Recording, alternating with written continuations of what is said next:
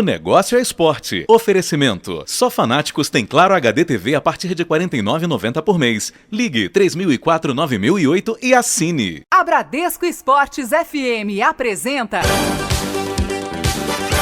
O negócio é esporte. Um bate-papo sobre o marketing esportivo com Sérgio Carvalho e Alexandre Caralta.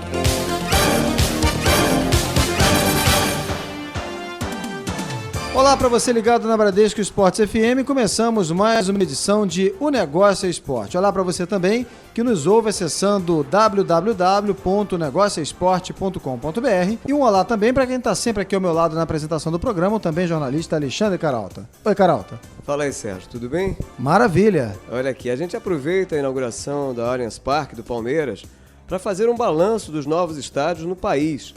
Por exemplo, dos estádios reformados e construídos para a Copa, que consumiram aí alguma coisa em torno de 8 bilhões de reais do dinheiro público, quais já se revelam economicamente viáveis?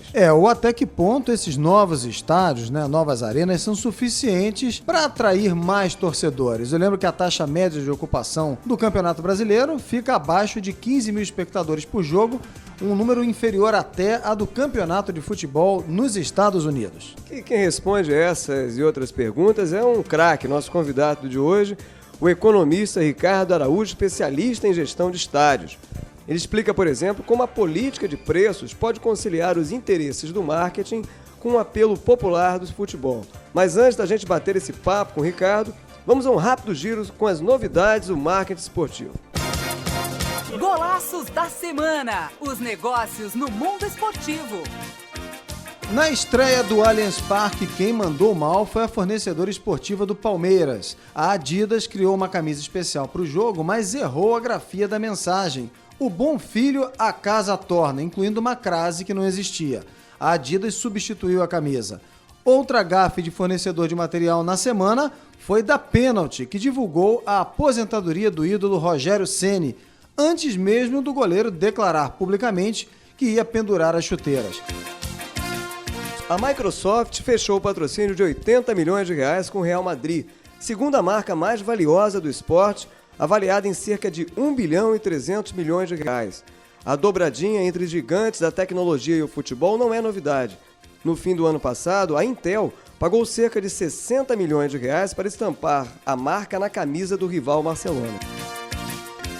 O Corinthians é o clube mais popular das Américas no continente asiático, segundo um estudo da Euramérica Sports. O clube paulista, que já teve o chinês Zizou, reforça a presença internacional em um acordo com a Fox, pelo qual os jogadores podem até virar personagens de um episódio dos Simpsons. Ainda no objetivo de internacionalização, o peruano Guerreiro vai ser o embaixador corintiano na excursão do clube à Disney em janeiro, quando disputa um torneio amistoso com o Fluminense e os alemães Colônia e Bayer Leverkusen. O Flamengo se despediu do Maracanã na temporada com renda média de 1,12 milhão de reais por jogo.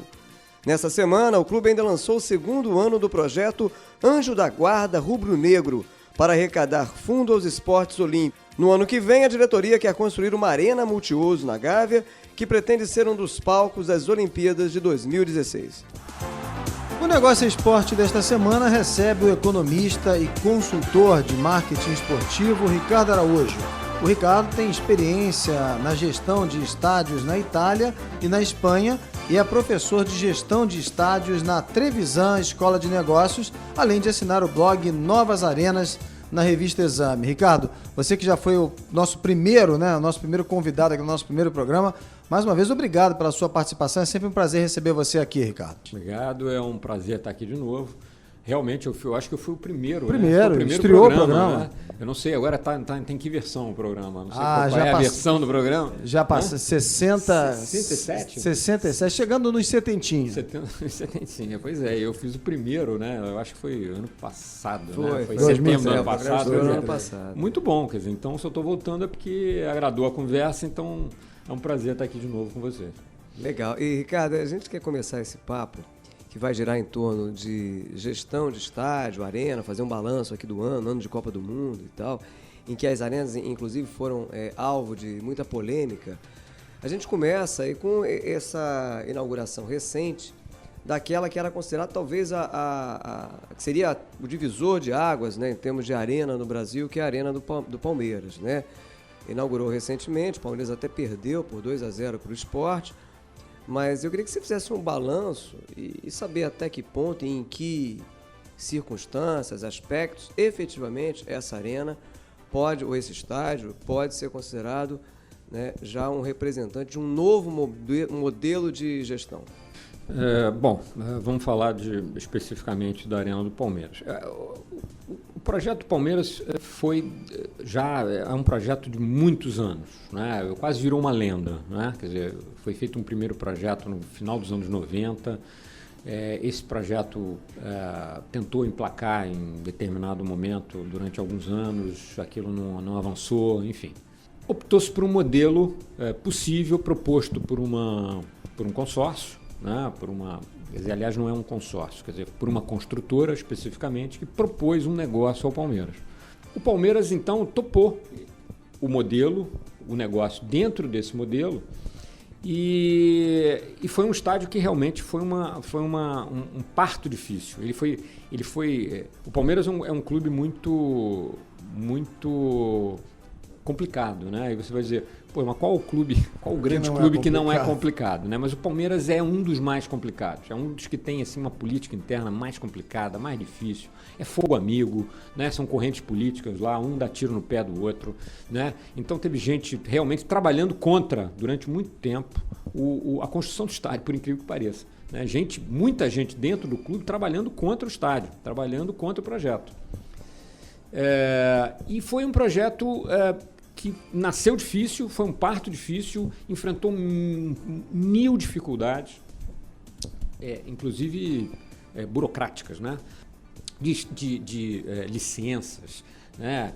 Enquanto em outros lugares você teve tudo muito rápido, né? As licenças todas saindo muito rápido, com o Palmeiras tudo demorava muito, era terrível. Eu já tinha uma parte do estádio aprovada, teve que aprovar, eles tiveram que aproveitar uma aprovação anterior, de anos anteriores, para construir em cima daquilo, para não ter um agravamento do tempo. Por isso, eles tiveram que, eu não sei se vocês sabem, mas um pedaço da arquibancada da Arena Nova, ela é um pedaço da arena antiga que foi envelopada. A estrutura nova envelopou a estrutura antiga. A estrutura antiga nem foi reformada, nem foi demolida. Porque ela não podia, porque senão eles teriam que conseguir todo um processo de licenças que iria atrasar ainda muito mais, né?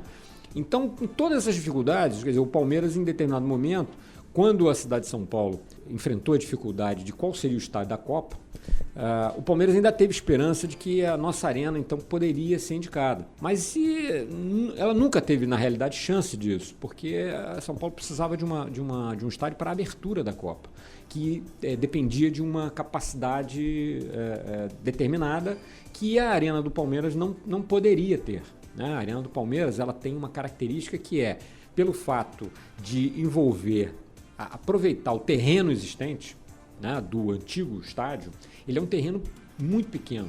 Então, se você perceber, o projeto estrutural, o projeto arquitetônico da arena é espartano à excelência. Quer dizer, é um negocinho que você olha assim, é tipo bomboneira. Como é que você, naquele espacinho, você consegue colocar uma arena com 40 e poucas mil pessoas? Você tem que fazer uma inclinação de arquibancada bem pesada, você vê que é bem íngreme, para aproveitar aquilo ali, né? Mas apesar de todas, desculpa, Ricardo, de todas essas dificuldades, pairava sobre a inauguração do estádio a expectativa de que ele inaugurasse aí realmente uma nova fase. Você diria que isso está encaminhado ou não? Não, sim, o que eu queria complementar é o seguinte, é que todo esse atraso, quer dizer, na realidade foi uma arena que demorou 4 anos para ser construída. O que seria efetivamente considerado como um prejuízo, pelo contrário, acabou sendo lucro. Quer dizer, o fato dessa arena ter demorado tanto fez com que o projeto ele fosse aprimorado, ele fosse feito de uma forma muito mais tranquila, sem aquele afogadilho, sem o compromisso da sem Copa, aquela obrigação de prazo de Copa, de nada. Quer dizer, o construtor teve tempo para fazer um modelo de negócio muito bem definido e muito específico, se cercar de parceiros, principalmente de empresas internacionais, muito competentes, muito experientes, e essas empresas já foram no mercado, já conseguiram um nomeador, quer dizer, ela começa dentro de um viés de modelo de negócio muito certeiro. Quer dizer, é uma arena que não tem, por exemplo, espaço comercial, pelo pouco espaço que ela tem. Quer dizer, ela é uma arena que vai fazer a felicidade dos shoppings em volta. Muita gente vai estacionar carro, como já fizeram na abertura. Vão estacionar carro no West Plaza, vão estacionar carro no Bourbon e vão consumir nos shoppings. Porque você não tem lá no estádio do Palmeiras uma área comercial realmente atraente que você possa explorar. Mas em que estádio você tem isso, Ricardo, aqui no Brasil? A Arena do Grêmio tem mais de 10 mil metros quadrados de área bruta locável. Né? Locável. Sim. Mas efetivamente, a gente não tem nenhum estádio aqui no Brasil que já incorpore esse complexo comercial de lojas e restaurantes, como a gente observa em vários ginásios e arenas e estádios mundo afora. Né? A gente no Brasil efetivamente ainda não temos. Temos muito discurso, muita promessa, muito projeto, mas efetivamente não temos. Né? Talvez o do Grêmio e do Palmeiras sejam os que mais se aproximam disso, você diria?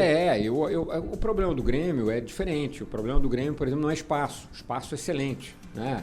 Eu acho até a arena mais confortável, assim, mais ampla, inclusive a Arena do Grêmio. Mas a Arena do Grêmio ela está inserida dentro de um modelo mais complicado, né? Porque ela foi construída num lugar que não tem ainda um desenvolvimento urbano que gere tráfego de pessoas para aquele lugar. Então, nesse momento, não adianta você ter 10 mil metros, mais de 10 mil metros quadrados de área bruta locável, se você não tem interessados. Porque você vai abrir uma loja ali para quê? Para quem? Para quem vai frequentar aquilo ali? Né? A Arena abre 2, 3 vezes no mês. Né? A Arena do Palmeiras ela tem um target muito definido. Ela quer ganhar dinheiro com jogos de futebol e com shows, com eventos. Não shows, eventos de uma maneira geral. Shows musicais e outros. E especificamente, não apenas focado em grandes shows. É ali que o diferencial da Arena do Palmeiras ele acontece. Porque grande show, você conta a dedo e vai ser um mercado canibalizado. Você vai dividir esse espaço, teoricamente, com o Morumbi. Onde o Palmeiras vai ganhar dinheiro, na minha opinião, é no mercado de médios shows. Foi aí que o Palmeiras se preparou. O modelo de construção e de negócio ele está calcado nisso e é ali que é o sucesso. O modelo que o Palmeiras se viu ali com a construtora, enfim, ele é um modelo o quê? Ele é um modelo conservador, é um modelo de negócio conservador, em que ele não vai ser o principal comensal do banquete. Quer dizer, ele não é o principal comensal. Agora, em compensação, o que acontece? Ele vai ter as bilheterias que ele já tinha antes, ele vai ter. Agora, vai continuar tendo. Né? E vai ter turbinada por novos preços, enfim. Ele vai ter pequenas participações em outros tipos de receitas que ele não tinha antes, porque os estádios não permitiam, nem o Pacaembu, nem o antigo Palestra. Né? Negócios que nem existiam, né? Que nem existiam. Existiam, mas as estruturas não tinham estrutura para isso. Então, o Palmeiras, na verdade, ele não tem prejuízo nenhum. Quer dizer, ele não tem risco.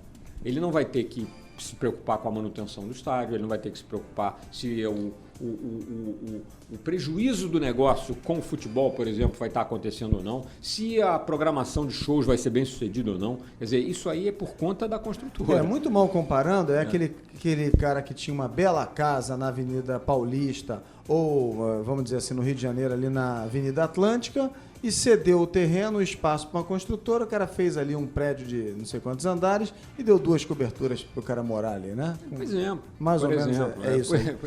A gente está conversando essa semana no Negócio é Esporte com o consultor de esporte, consultor de marketing esportivo e autor do blog Novas Arenas, da Exame, o Ricardo Araújo. Ricardo, vou voltar aqui num assunto que foi bastante comentado essa semana, né? Falando ainda de investimento no estádio. Porque o Palmeiras vendeu o naming rights, né? Ou seja, o direito de nomear, né, a arena para uma empresa investidora. Né? E na estreia, grande parte das emissoras de televisão, de rádio, né, e a imprensa, de um modo geral, chamou o estádio apenas de Arena Palestra, né? Sem citar a empresa que fez todo o investimento, que foi a Allianz, né? Foram quase 300 milhões de reais para batizar o estádio de Allianz Parque. Essa atitude da mídia, de certa forma, afasta o investidor do futebol ou de qualquer outro esporte ou não? Há um tempo atrás... Aliás, só lembrar que aquele espaço ali já era conhecido no passado como Parque Antártica. Sim, e que muitos chamavam apenas de Palestra Itália para não fazer referência à cervejaria. O caso ali do antigo estádio do Palmeiras é um caso clássico de naming rights sem pagar. Gratuito. Né? Quer dizer, a Antártica ela vendeu a cervejaria que tinha lá e tal, e continuou agregado, com o nome agregado, durante décadas. Né, sem pagar nada. Né, eu conhecia até como Parque Antártica. Né, e você falava o nome Antártica e eles acharam maravilhoso. Venderam o terreno, ganharam dinheiro e ainda ficaram com a marca sendo propagada por décadas. Né, um negócio realmente... Né? Mas eu acho assim, que no passado, eu acho que ainda existia um pouco a visão de que você nomeia apenas buscando uma mídia espontânea. Tá? Quer dizer, eu acho que hoje o investidor ele precisa olhar a questão de nomeação de uma outra forma. Quer dizer, ele precisa pensar na conexão que ele vai ter, que ele vai formar com os torcedores, com os frequentadores daquela arena, né? Ou com os frequentadores, ou com os torcedores em geral do utilizador da arena. Então ele tem que se conectar, ele tem que se preocupar em fazer ações, né? Em buscar ações, em ativar campanhas que aproximem a Allianz desses milhões de torcedores palmeirenses aí pelo Brasil inteiro. E efetivamente, para quem frequentar a arena, eventualmente se algum outro time alugar o estádio para algum outro evento, aproveitar os shows, por exemplo, que você tem ali gente que torce para todos os times, mas que vão frequentar o estádio porque vão assistir shows, né? Então você tem que aproveitar esse momento para fazer essa conexão e não se preocupar muito com mídia, né? Com mídia espontânea, porque a mídia espontânea a gente já percebeu que é aquilo, as empresas de comunicação elas têm as suas estratégias comerciais, não adianta a gente ficar batendo em cima deles. Cara, eles definiram, eles têm o direito de agir dessa forma. Eu não acho uma forma inteligente, muita gente não acha uma forma inteligente. Né? Você está, de uma certa forma, você poderia estar turbinando um negócio em que você também está inserido e que seria uma vantagem mais à frente até para você mesmo. Quer dizer, se você é uma empresa de comunicação, se você paga pelo direito, por exemplo, de transmitir jogos, né, o teu interesse seria, poxa, esse time aí, para colocar gente boa em campo, ele precisa de mais dinheiro. Quanto mais dinheiro, melhor. Se você promove quem faz uma nomeação e ele ajuda ele a ter mais dinheiro, pois, teoricamente, eles têm condição de investir num time melhor e eu vou lucrar também, porque eu vou estar transmitindo jogos mais interessantes e vou ter mais audiência. Não adianta chegar e falar, olha, temos aqui um novo estádio, uma nova arena. Como transformar efetivamente esses novos espaços, né, em imãs para o torcedor, né, em cativar o torcedor. Então, na volta do intervalo, ele vai apontar em alguns rumos para que esses novos espaços consigam atrair mais torcedores. O intervalo é rapidinho, a gente volta já. Um pit stop. O negócio é esporte, volta já, na Bradesco Esportes FM. O negócio é esporte. Oferecimento. Só Fanáticos tem Claro HD TV a partir de R$ 49,90 por mês. Ligue 3004-9008 e assine. Era no sofá que eu queria ficar. Sem Claro HD TV não vai rolar. Não tinha desenho nem videoteca. Preferi desfilar com a minha boneca. Não tinha pausa nem gravação. Melhor é brincar de balão. Papai afinal entendeu o recado. Agora o desenho ficou mais animado. Sou Fanáticos tem Claro HD TV a partir de R$ 49,90 por mês. Ligue 3004-9008 e assine já. Consulte condições de contratação. Na Bradesco Esportes FM, o negócio é esporte. Com Sérgio Carvalho e Alexandre Caralta. De volta pela Bradesco Esportes FM, esse é o Negócio é Esporte. Eu lembro que você pode ouvir o nosso programa, essa entrevista também na íntegra, acessando o nosso site www.onegocioesporte.com.br. Você pode também curtir a nossa fanpage no Facebook e seguir o nosso perfil no Twitter. O nosso perfil é o @onegocioesporte, O Negócio Esporte. Essa semana a gente conversa aqui sobre o novo modelo de gestão de arenas, né? E esse divisor de águas que é um novo modelo de administração dos estádios que a gente vê agora aqui no Brasil. Nosso convidado dessa semana é o Ricardo Araújo, consultor de marketing esportivo e autor do blog Novas Arenas na revista Exame. E antes da gente voltar ao nosso bate-papo com o Ricardo, a gente traz aqui agora as notícias do marketing esportivo. Circuito dos Negócios. Não perca o que vem por aí no marketing esportivo. A Gillette convidou os ex-jogadores Deco e Belete para apresentar nesta terça-feira em Madureira, zona norte do Rio, o patrocínio da marca ao Barcelona. Aberto ao público, os ex-atletas do clube vão conversar e contar as experiências na Espanha com crianças carentes para comunidades do Rio de Janeiro. A campanha da Gillette reforça a imagem do Barça, de um clube bem planejado com o mote "Não é sorte, é precisão", tirando uma casquinha com a eficiência do produto. O livro Amanhã Existe, que vai ser lançado nesta quarta-feira, conta a história do Instituto Ronald McDonald e lembra o marketing social do Vasco na década de 80. Um dos trechos recorda o jogo beneficente promovido em 1989 para ajudar o combate ao câncer infantil. Agora, em 2014, no dia 30 de agosto, data do Mac Dia Feliz, os jogadores entraram em campo com uma faixa de apoio à tradicional campanha da rede de lanchonetes.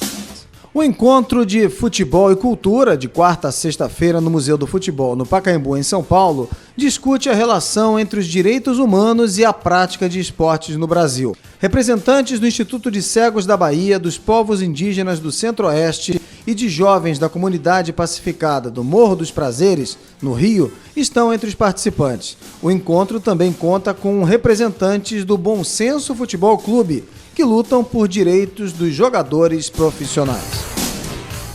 O Crystal Festival, feira de publicidade marcada para dezembro na França, vai abrir espaço para o marketing esportivo, com prêmios para os trabalhos mais criativos da área. A comissão julgadora, comandada pelo presidente da Harvard Sports Entertainment, Lucien Boyle, terá executivos de empresas como a Lacoste e a Coca-Cola.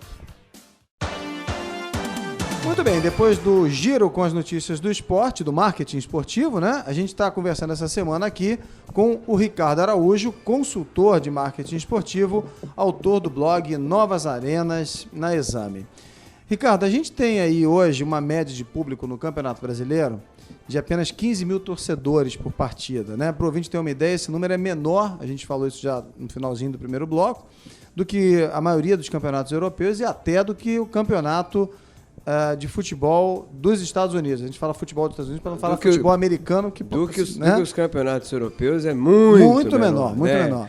E de campeonato americano do soccer, né? Praticado, desse futebol com o pé, né? Que a gente conhece aqui, praticado nos Estados Unidos. Verdadeiro, Porque se for comparar com aquele futebol americano mesmo, aí então não dá nem para partida, né? Só que esse ano, com essas novas arenas, depois da Copa do Mundo, a média de público deve subir em torno de 30%, segundo aí um estudo da Pluriconsultoria, né? Esses novos palcos podem ser a solução, ou pelo menos um avanço nesse sentido, Ricardo? Não. Por quê? Veja bem, a arena, de uma novas arenas, quer dizer, estruturas mais interessantes no aspecto esportivo, é óbvio que ela vai ter condição de atrair um público diferente, um público que se desabituou de ir a estádios, por conta de segurança, desconforto, falta de opções, né, falta de bons serviços, né? Então, esse público, ele certamente ele vai retornar, ou você vai criar um público que vai se habituar a ir a estádios por conta de conforto, por conta de serviços interessantes, comida, alimentação, enfim. Só que a gente, de uma certa forma, as pessoas aqui no Brasil, como nós saímos da pré-história da infraestrutura esportiva, quer dizer, nós nos acostumamos durante décadas a uma infraestrutura muito deficiente, as pessoas, de um determinado momento, começaram a entender novas arenas confortáveis e modernas, como uma panaceia, como uma solução para tudo que acontece. Então eu permito a seguinte analogia: ninguém vai ao cinema por causa do cinema. Por mais que o cinema seja confortável, adorável, uma projeção maravilhosa, uma cadeira sensacional, a pipoca maravilhosa. Você vai pelo filme. Se o filme não te agrada, se o filme é uma porcaria, você não sai de casa para ir assistir um filme. O protagonista, né? Exatamente. A questão do espetáculo esportivo, ele transcende a questão da arena.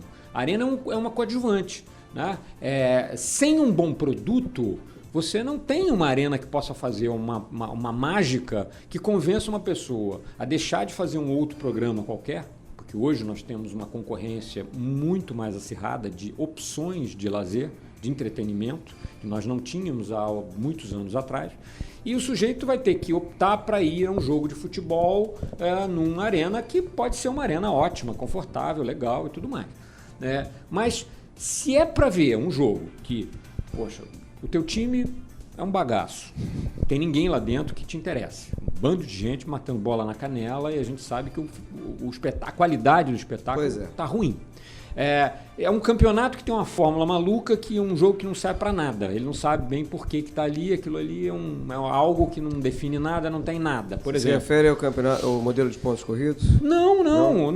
Eu acho pontos corridos, eu acho que ter o campeonato brasileiro dentro desse modelo de pontos corridos, eu acho perfeito. Você está falando de um modo geral, Eu acho né? de um modo geral. Quer dizer, você quando tem um modelo de uma competição que você entende que aquilo não resolve nada, aquilo ali não serve para nada, para que é mesmo isso, hein? Eu vou ver, sei lá, um jogo do meu time contra um time qualquer aí. Não, mas é porque é necessário. Uma Copa do Brasil na primeira fase lá, Fluminense e sei lá, o time lá de um bombeiro lá não sei de onde, Flamengo e Taquaral.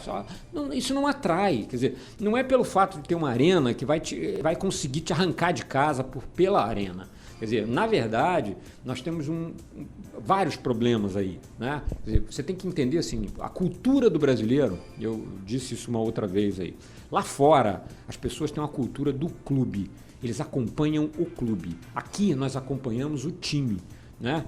Se o time está mal, a coisa diminui, a frequência do público, o desinteresse cai muito. Não há fidelização pela marca, pelo clube, né? E sim por aquele momento. É muito diferente. Você se empolga, você adere a uma campanha de sócio-torcedor, você vai ao estádio, empolga, o estádio é novo e tal.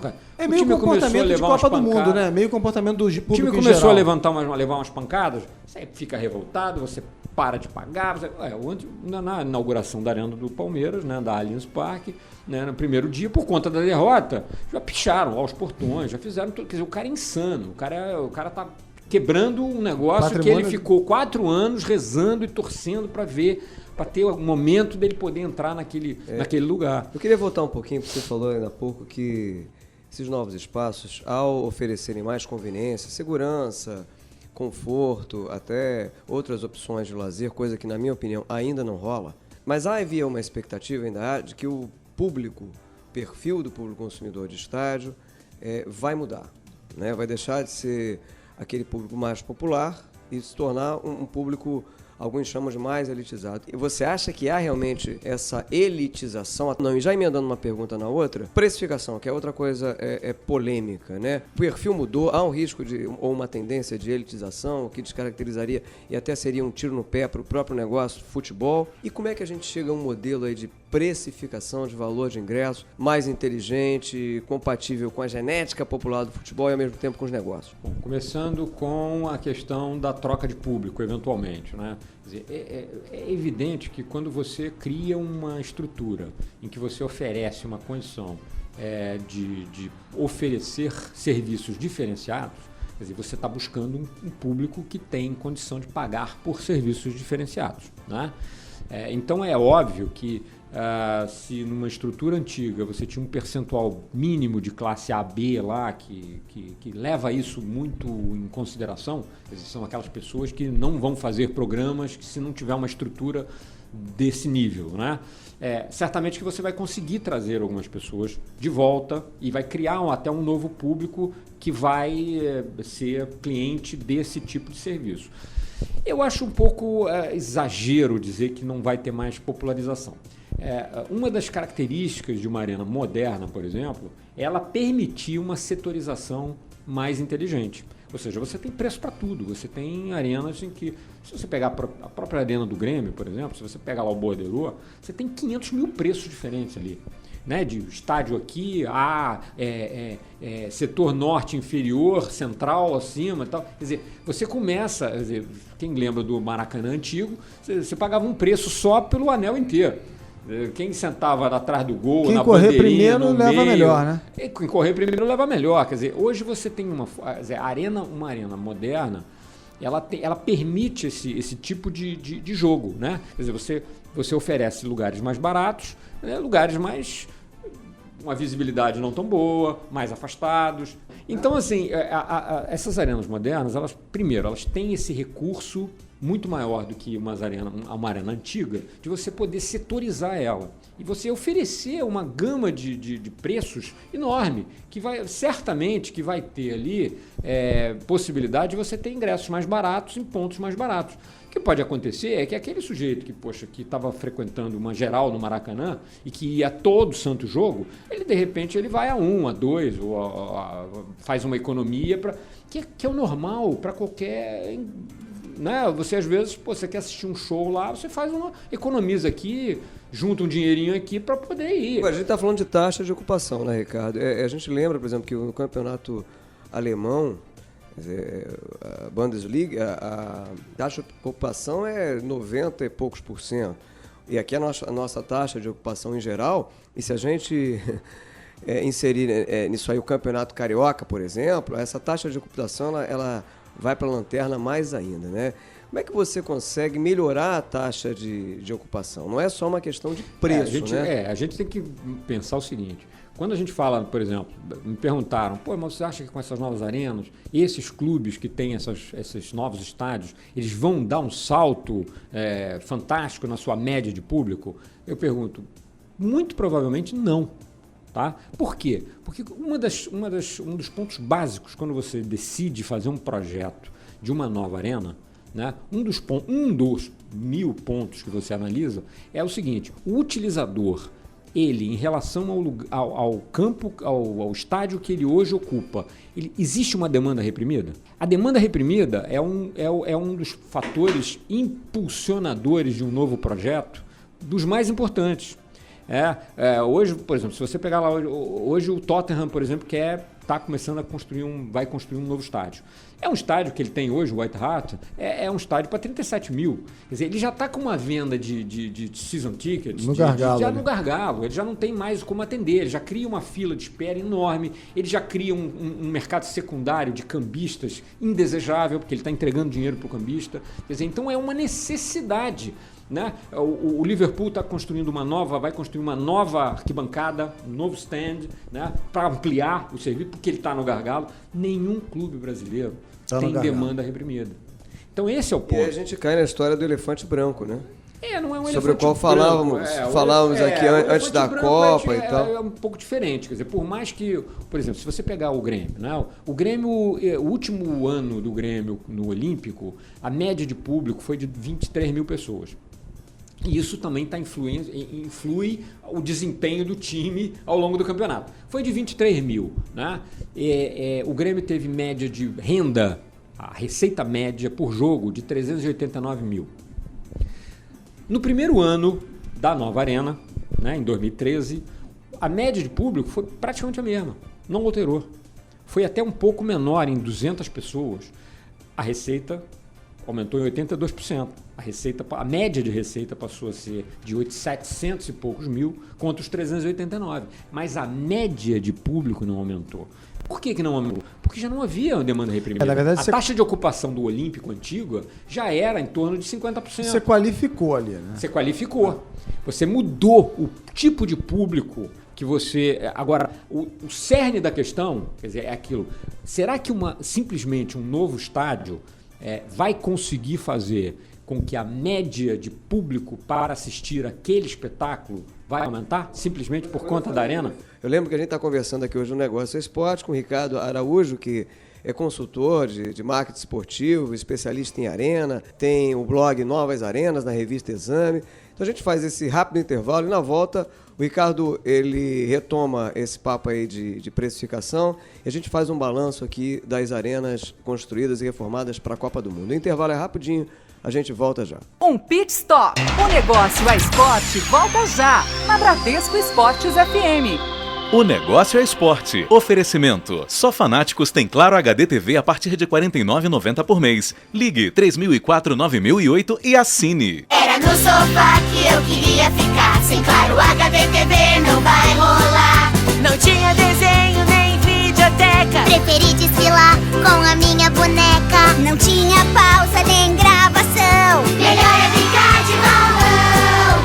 Papai afinal entendeu o recado. Agora o desenho ficou mais animado. Sou Fanáticos tem Claro HD TV a partir de R$ 49,90 por mês. Ligue 3004-9008 e assine já. Consulte condições de contratação.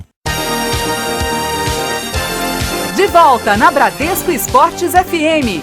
O negócio é esporte.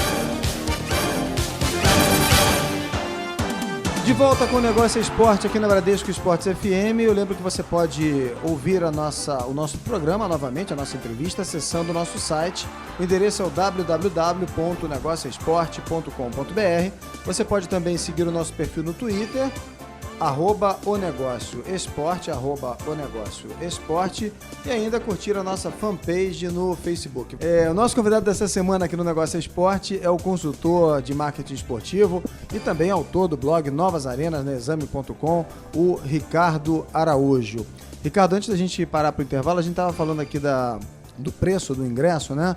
Essa estreia do Allianz Parque proporcionou uma renda aí ao Palmeiras, né, uma renda recorde esse ano, de quase 5 milhões na última quarta-feira. Desse total, o clube levou 3,5 milhões, né? E para o ouvinte ter uma ideia, esse foi o valor semelhante ao que o Palmeiras arrecadou nos últimos 13 jogos em casa, quando não tinha um estádio pronto. Como é que fica essa questão aí do estádio próprio? É um sinônimo de renda garantida para o clube? E ainda também retomar essa questão do preço do ingresso, se é um ponto decisivo. O fato de você ter o seu estádio, a sua casa, né? A sua casa, se identificar com o seu torcedor, isso faz uma diferença, né? Quer dizer, você cria o hábito de frequentar, o seu torcedor tem orgulho da sua casa, você cria uma identificação muito grande. Então, quer dizer, o Palmeiras sofreu muito sem casa. Se você não tem um casa, você vira um cigano, você não tem identificação em lugar nenhum, né? É óbvio que isso vai se refletir no cofre, né? É claro que quando você fala de precificação, no caso, por exemplo, um jogo como esse, você tem as estratégias de precificação que você não pode estabelecer uma estratégia tipo uma camisa de força, né? Quer dizer, você tem que ter uma estratégia que vai variar de acordo com o tipo de espetáculo que está sendo apresentado, né? Qual é a competição, qual é o tipo de jogo, quem é o adversário, qual é a motivação especial. O momento do clube, o momento, do campeonato, de repente, né? Você tem todo um pensamento. De repente, o teu time, o teu clube faz uma contratação de impacto que vai estrear no fim de semana. É outra motivação. Quer dizer, aí você tem que, obviamente, como precificador, você tem que aproveitar sempre esse tipo de oportunidade, né? Dentro de cada espetáculo, você tem que ter a seguinte equação. Você tem que ter, dentro do público, da quantidade de público que você coloca lá versus o preço que você cobra, você tem que conseguir uma maior receita possível. Se você começar a diminuir aquela receita, você está fazendo o teu clube perder dinheiro. Então, se você pode vender um ingresso a 20, você não vai vender a 10. Porque se você vender a 10, você está abrindo mão de 10, praticamente de metade do que você poderia obter. Quer dizer, então, um gestor de arenas, um precificador, ele não é elitista, ele não é populista, ele não é contrabandista, ele não é nada. Não é contra o futebol, não é contra o futebol, né? Não é. Agora, existe um mau precificador. Por exemplo, dentro de imagina um jogo de alta expectativa, em que você vai, certamente que você tem um estádio com 50 mil, que você vai encher os 50 mil, e você, em vez de cobrar, sei lá, 50 reais, que você poderia encher o estádio com 50 reais, você vai e cobra 10. E você encheu o estádio. E esse cara foi de uma incompetência absurda, fez o clube perder dinheiro a rodo, né? Mas não vai ser notado, porque você só nota o erro do precificador, você só nota quando o estádio fica vazio, quando existe o espaço, né? Então, ali é que aparece o erro do cara. Quem acompanha o Novas Arenas, quer dizer, há alguns anos atrás, eu coloquei lá, o clube que em 15 anos não tiver uma arena própria, veja bem, não é própria no sentido dela ser propriedade, mas sob sua gestão, né? Uma arena moderna, explorável, de boa capacidade, que você possa desenvolver vários tipos de receitas e um programa de sócio-torcedor relevante, vai ficar para trás. Você fala um estádio, uma arena para chamar de sua casa. Sua casa. Não necessariamente seja e própria. Autonomia para você poder gerir fazer essa ativação de marca, parcerias, etc. Exatamente. Que não é o caso, por exemplo, vamos falar aqui do maior clube do Brasil em torcida, que é o Flamengo, né? Porque hoje o Corinthians tem um estádio, né? Mas o Flamengo, que não tem um estádio, entre aspas, a casa do Flamengo, a gente diz que é o Maracanã, mas não é, porque o Maracanã tem uma gestão própria, uma administração própria, é um estádio, era público, agora administrado pela Odebrecht, pelo consórcio, né? E o maior clube do país não tem uma casa para fazer as suas ativações, enfim, as suas estratégias comerciais de marketing. Ele tem o Maracanã, ele deu uma mudada na cara, especificamente do Rio de Janeiro, né? Quer dizer, o Rio de Janeiro até o Maracanã era um estado, quer dizer, uma cidade onde todos os clubes tinham lá os seus estádios, melhores ou piores, todos jogavam em seus estádios, tinham os seus estádios. O Maracanã, ele meio que acomodou todos eles. Temos aqui agora um grande Maracanã estádio. Maracanã é o salão de festas, né? Era o salão de festas. Todo mundo meio que abriu mão de ter o seu estádio. Vamos aqui comodamente dividir aqui esse banquete aqui do Maracanã. E com o passar do tempo, eles começaram a perceber que quando a gente entrou numa era de sport business, quer dizer, numa era em que você precisa desesperadamente de receitas alternativas, de outros tipos de receitas, eles começaram a ver que eles estavam ali enchendo os cofres alheios. Eles não estavam ganhando dinheiro nenhum, eles pagavam para jogar, né, e não tiravam nada dali. Em alguns momentos eram alheios mesmo, né? Cofres alheios mesmo, né? Até escoteiro ganha dinheiro. Aliás, falando nisso, emendando aqui com Copa do Mundo, eu queria que você fizesse um balanço. A gente teve aí, os estádios dentro da Copa do Mundo, a gente sabe que foram alvo, né, de muita crítica em junho do ano passado, quando os protestos ganharam a rua. E a Copa do Mundo, particularmente, a verba destinada à reforma, verba pública, né, particularmente do governo federal, alguma coisa em torno de 8 bilhões de reais, se tornaram sinônimo de mau uso do dinheiro público. Eu queria que você fizesse um rápido balanço, começando do que deu certo, o que deu errado, se a gente acabou herdando aí alguns elefantes brancos, realmente, como a Arena Amazônia, a Arena de Cuiabá, de Natal, né? Ou se isso aí também não passou de um folclore, essas arenas ainda tem potencial para se tornarem economicamente viáveis. Quando você tem um evento como uma Copa do Mundo, você tem o fator político, ele se torna muito forte, né? Então, quando você tem um planejamento clássico, de um estudo clássico de viabilidade de uma arena, o fator político é um fator que conta, mas não no sentido da decisão, constrói ou não constrói. Ela entra muito na questão de eventuais incentivos que vai impactar o perfil econômico do teu projeto, né? Quer dizer, então, por exemplo, um incentivo fiscal dado por um estado, por um município, ele vai impactar naquele teu retorno financeiro a longo prazo. Mas ele não é o fator do constrói ou não constrói. O constrói ou não constrói é um fator que não inclui essa parte aí da política partidária, enfim, né? Na Copa do Mundo Brasil, o que você teve ali foi muita política partidária. Não havia necessidade de construir uma reforma assim, 9 não é só isso. Das 12 sedes. Não é só isso. Quer dizer, os governos estaduais se lançaram naquela coisa. Bom, eu quero que a Copa do Mundo tenha aqui na minha cidade. Acabou. Quero um pedaço disso aí. Um pedaço desse bolo, eu quero e tal. Começaram a usar a sua influência, cada um, quem chora mais ganha mais, sei lá, não é? Enfim, cada um usando o seu poder de influência. Então, decidiram. E eles começaram, na verdade, a construir o que eu chamo de construir a casa pelo telhado. Quer dizer, então, quando a gente fala do problema de maus projetos, não é só o caso clássico, por exemplo, de Cuiabá, Manaus, Natal, Brasília, que são lugares clássicos onde você não tem futebol, você não tem massa crítica de futebol, não tem mercado, né, e que seria totalmente inadequado você construir um estádio naquelas condições, num estádio de futebol que você tem hoje. Mas outros projetos também foram construídos de cima para baixo, né? Então, se você pensa assim, por exemplo, Recife, foi um projeto de cima para baixo, né? Quer dizer, primeira coisa, quem vai utilizar um futuro estádio? Você tem que estar engatado com alguém, você tem que estar engatado com utilizadores que sejam potenciais viabilizadores daquele empreendimento. Mas a gente tem você construir primeiro, para depois você buscar os utilizadores, não se faz. Isso não se faz. Quer dizer, não havia demanda reprimida e não havia negociação com os clubes locais para você fazer um estádio novo.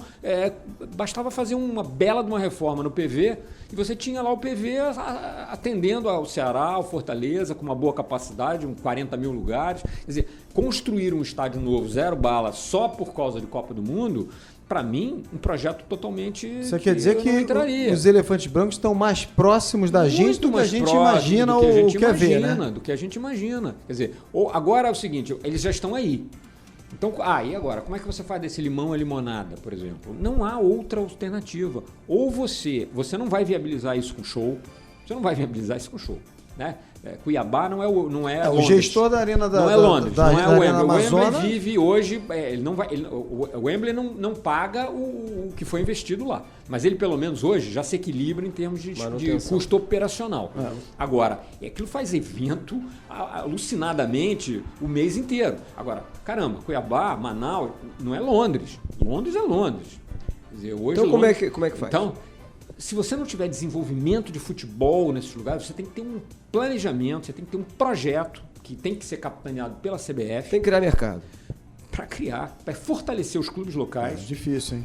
Não acho que é longo prazo. É longo prazo, mas pensar difícil. em longo prazo. Quer dizer, a CBF, junto com os governos locais, junto com as federações locais, junto com a iniciativa privada local, tem que criar um projeto, né, para que aqueles clubes possam ser fortalecidos, você tem uma infraestrutura legal para aqueles clubes, para que eles possam começar a desenvolver base, times bons, jogadores de qualidade, que eles possam até negociar, mas faturar com isso, e começar a ter corpo, começar a ter rivalidades, começar a ter campeonatos mais fortes, porque senão eles vão continuar eternamente sendo...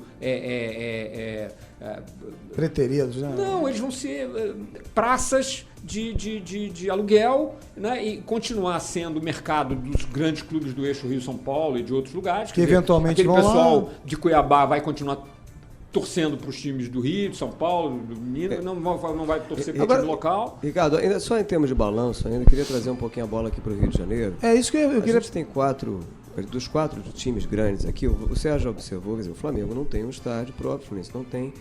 O Botafogo tinha lá um engenhão, que foi concedido pela prefeitura ao Botafogo. É isso que eu ia falar, do nosso elefantinho aqui, que é o engenhão.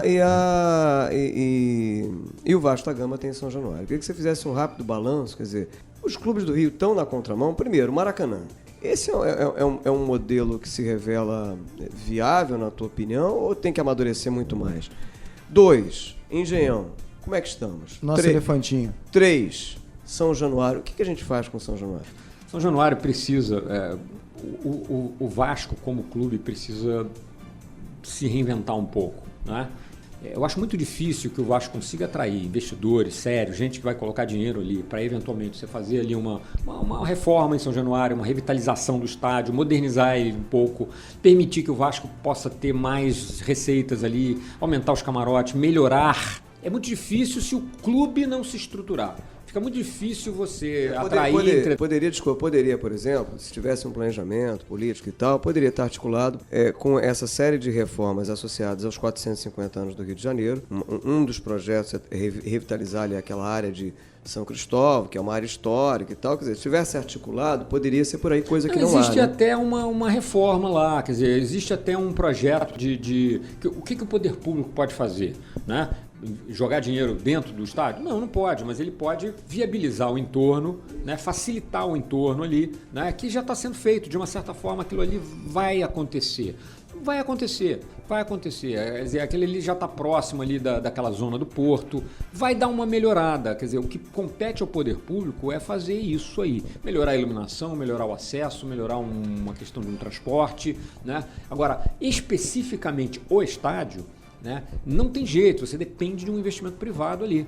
Quer dizer, então se o clube não se estruturar e não passar uma certa imagem de credibilidade, de estabilidade para o mercado, como é que um consórcio privado, por exemplo, vai ter tranquilidade de colocar um dinheiro ali para reformar o estádio e aí? Qual a autonomia? Como é que vai ser negociado essa questão aí? Olha, eu vou ficar 30 anos podendo usufruir de direitos aí. E aí? E as diretorias do Vasco? Como é que isso vai ser montado? Como é que isso vai ser estruturado? Então, parte disso. São Januário é isso. Engenhão. Ele foi construído de uma forma, no afogadilho também, para resolver uma questão... do PAN, né? Foi construído de uma forma totalmente inadequada em termos do que seria um projeto viável. Agora, ele não é inviável. Ele não é necessariamente um elefante branco, tá? Inclusive o Botafogo, de um jeito até meio pouco, não diria pouco, mas profissional, mas assim, sem grandes sofisticações, o Botafogo já estava conseguindo 10, 11 milhões de receita líquida anual com o Engenhão. Isso já representou um impacto grande, a falta do Engenhão já representou um impacto nas finanças do Botafogo. Sensível. Né? E isso não estamos contando negociações para nomeação que estavam Estava engatilhado. Uma série de coisas. Porque o Engenhão, ele num primeiro momento, ele se encravou ali como uma verruga dentro daquele bairro ali. O Engenhão, só concluindo, o Engenhão ele não é um elefante branco. Dali ele pode fazer uma boa limonada. Eu acho que o Botafogo tem condição de fazer uma boa limonada. E o Maracanã? O Maracanã é um estádio fantástico. Eu não conheço estádio no mundo, numa mega cidade, né, que tem a localização do Maracanã, que tem a condição de acessibilidade do Maracanã. Coração fica ali do perto centro, de tudo, é acessível a tudo. O único ponto fraco do Maracanã continua sendo o estacionamento, porque foi capado. Mas aí como é que fica? Porque até o próprio consórcio, os condôminos e tal, avaliam de acordo com esse projeto. Já avaliaram de acordo com esse projeto inicial que contemplava complexo shopping, comercial, shopping, estacionamento. E aí, como é que fica isso? Bom, se você conversar com o consórcio diz que, de fato, foi eu confidenciando para eles, assim, olha, eu achei que vocês iriam até devolver, né, desistir disso aí, porque, caramba, existia um projeto, o projeto foi totalmente decepado, né? Você comprou um apartamento com piscina e tiraram a piscina. Você agora está lá restrito a eventos e jogos de futebol, né? Evidentemente que está dando prejuízo, evidentemente que a conta é negativa, né? Você já teve por um tempo, mas vai voltar a ser o segundo ponto de visitação no Rio de Janeiro, só atrás do Corcovado. Você vai no Maracanã qualquer dia, é impressionante a quantidade de visitas, fazendo tour, né? Visitas e programações temáticas, né? Festas de 15, casamento. Exatamente. Só que isso não é o modus, a locomotiva, né? Daquilo ali. Quer dizer, você não vai construir um estádio daquele tamanho para ficar servindo de festinha para cá e festinha para lá. Como é que faz? Como é que faz para o Maracanã? Como é que faz para os clubes? O Maracanã, o consórcio, ele tem uma visão otimista. Ele tem uma visão de que ele vai conseguir desenvolver, mesmo assim, um modelo de negócios que acabe viabilizando aquilo lá. Mesmo se você imaginar que dentro do estudo de viabilidade, feito lá no passado, né, o tempo que ele vai ter de exploração vai ser muito prejudicado, né? Muito bem, a gente está chegando ao final do nosso bate-papo com o Ricardo Araújo, mas está na hora do nosso... Apito Final. E no nosso apito final de hoje com o Ricardo Araújo, consultor de marketing esportivo, autor do blog Novas Arenas da Exame.com. Queria começar, Ricardo, perguntando a você então sobre uma jogada de mestre. Foi o fato do Palmeiras ter se cercado de parceiros de grande qualidade para começar a operação de uma forma bastante positiva. E uma bola fora? Eu acho que uma bola fora, em termos de arenas, estádios, pensando especificamente nisso, é a tentativa de viabilização de estádios que foram mal projetados, maus projetos, através dessa estratégia de buscar atrair jogos e com isso criando aí um desequilíbrio técnico, na minha opinião, indesejável, criando uma manutenção de torcidas de fora naqueles mercados. Quer dizer, você vai tornar aqueles mercados permanentemente cativos e fracos. Uma zebra, Ricardo. Cara, uma zebra foi, para mim, eu não imaginava que o Grêmio fosse partir para retomar o estádio, para entrar numa aquisição, num processo de aquisição, e que a OAS fosse, inclusive, se desinteressar pelo negócio, do jeito que se desinteressou. Quer dizer, para mim isso foi uma zebra, eu não esperava. Para a gente fechar, Ricardo, uma aposta. Uma aposta. Pelo modelo escolhido, eu acho que uma aposta que a gente pode fazer é que o Corinthians vai sofrer um pouco aí nos próximos anos com essa estratégia financeira, com essa exigência financeira que o pagamento do estádio vai exigir. Muito bem, eu quero agradecer aqui a participação no Negócio Esporte dessa semana do consultor de marketing esportivo, autor do blog Novas Arenas, no exame.com, mais uma vez participando aqui com a gente, o Ricardo Araújo. Ricardo, obrigado aqui pela sua presença mais uma vez no nosso programa. Até uma próxima oportunidade. Obrigado, foi um prazer voltar aqui sempre que vocês precisarem, quiserem. Né, uns teminhas polêmicos, eu adoro uma polêmica, uma boa polêmica. Muita bola dividida. Muita bola dividida, eu gosto disso. Eu gosto de boa polêmica. Abraço grande, Ricardo. Obrigado. Muito bem, depois desse bate-papo com o Ricardo Araújo, consultor de marketing esportivo, tá na hora agora da nossa... Caixinha de surpresas. Toda semana, um destaque da história do mercado esportivo. E como a gente falou hoje dos novos estádios, a Caixinha de Surpresas lembra um comercial da Secretaria de Esportes e Lazer do Rio sobre o Maracanã. O locutor pergunta ao ouvinte o que seria do Carioca se não existissem os encantos do futebol e, principalmente, o templo do esporte no país. Vamos ouvir. O que seria do Rio sem o grito da torcida? Sem as bandeiras, as cores, a paixão? O que seria do Rio sem os gênios? Sem bola no ângulo, bicicleta, dribles desconcertantes? O que seria do Rio sem essa emoção? O que seria do Rio sem as glórias, sem alegria, festa, gol no último minuto? O que seria do Rio sem o Maracanã? Campeonato Carioca no Mará. Que bonito é. Governo do Rio de Janeiro, Secretaria de Turismo, Esporte e Lazer, somando forças. O comercial do ano de 2009, embalado pela música Que Bonito É, traz belas imagens do Maracanã com jogadas de Garrincha, Rivelino, Zico, Pelé e outros craques que fizeram história no estádio. Você pode ouvir essa e outras peças da publicidade esportiva garimpadas pelo nosso programa acessando o negocioesporte.com.br. E assim a gente termina mais um Negócio Esporte que teve produção e edição de João Mércio. Até o próximo domingo, um grande abraço. Uma ótima semana a todos e até o próximo encontro com mais um bate-papo sobre o marketing esportivo. Até lá! Na Bradesco Esportes FM, o negócio é esporte, com Sérgio Carvalho e Alexandre Caralta. O negócio é esporte. Oferecimento. Só fanáticos tem Claro HD TV a partir de R$ 49,90 por mês. Ligue 3004-9008 e assine.